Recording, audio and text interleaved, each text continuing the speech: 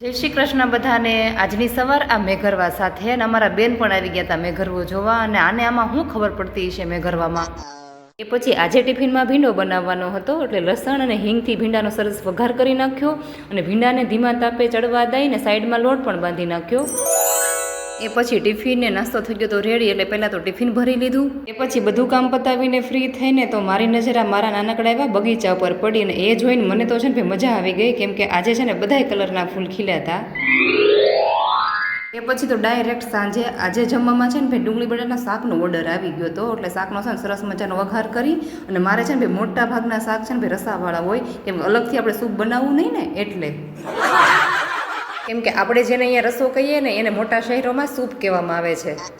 અને હવે મસાલાના ડબ્બાને ખાલી કરીને સાફ કરવાનો સમય આવી ગયો છે, કેમ કે મસાલાની સિઝન હવે આવી ગઈ છે, અને હું કોઈ પણ કામ કરતી હોય અને મેશવાબેનમાં હાથ ન બટાવે એવું તો કાંઈ બને જ નહીં।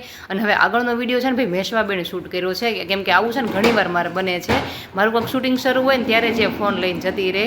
અને ચલો મિત્રો, આ માતાજીને મેં ઘડીક ફોન આપીશ ને તઈ મારા કામ પાર પડશે, તો ચલો આવજો।